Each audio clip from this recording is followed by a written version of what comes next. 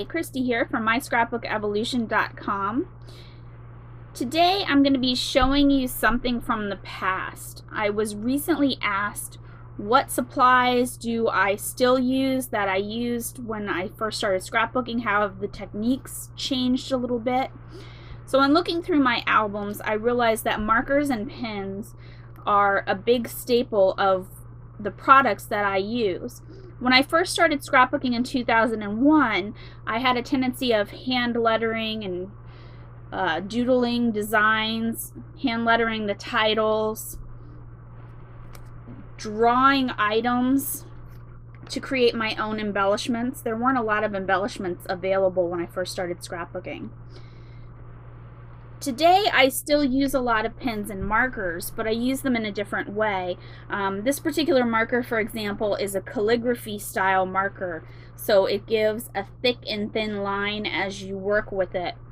These days I use gel pens, Sharpies, and distress markers. Now there's a couple of reasons why I've changed. Now I have more letter stickers in my supplies, so I'm able to create titles with letter stickers and chipboard pieces or with my silhouette portrait. I don't doodle as much because, you know, for the most part I have handmade embellishments or stamps that take the place of that. It may be something I should consider getting back into doing again, but as I said, I do use my markers and gel pens quite a bit still. They're very budget friendly. For example, this is a thicker nib, so it has a thicker tip marker, and you can use it to ink cardstock or pattern paper in much the same way you would use an ink pad. I use erasable gel pens. These are by Pilot Friction. These are wonderful because, as I mentioned, they're erasable. So if you're journaling or you're doodling on your design and you mess up, you can erase it. These will work on most surfaces, but not very well on slick surfaces. For slick surfaces, I tend to use Sharpies and Bic markers. So let's take a look at how I really use markers now as far as decorating a layout. Now in some cases I like to machine stitch borders, but I haven't done that here, and I feel as though this layout needs a little bit of something to finish it off. So I'm just going to take this Sharpie and I'm going to draw a border. Now I'm not very good at drawing straight, so a lot of times what I'll do is I'll come back in and I'll draw a second line, and I'll make sure that it is uneven on purpose,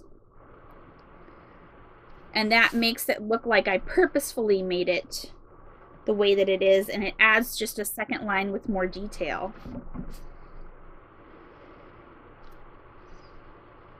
I don't own very many expensive markers. Probably the distress markers are the most expensive ones that I have in my collection, and I use those also for stamping.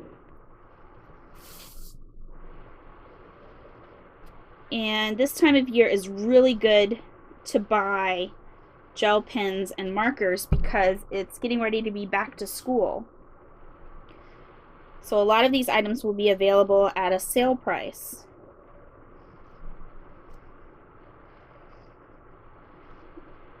You can see I'm just continuing to add in the pen design.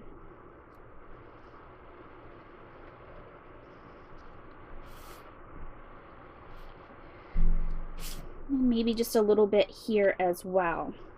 I'll show you some close-up shots of this so that you can see what I mean when I talk about having the two uneven lines. Not all of these are going to need lines, but I do want some of them to have them.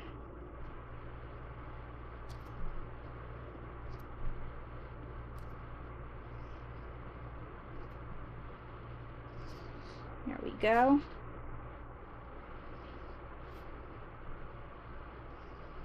And I'm almost finished. So again, pens, markers, these are very inexpensive to add to your collection of supplies, and you can do a lot with them. You could even hand letter a title. And as I said, that may be something I want to revisit and start doing again. There we go. And now I have a finished layout.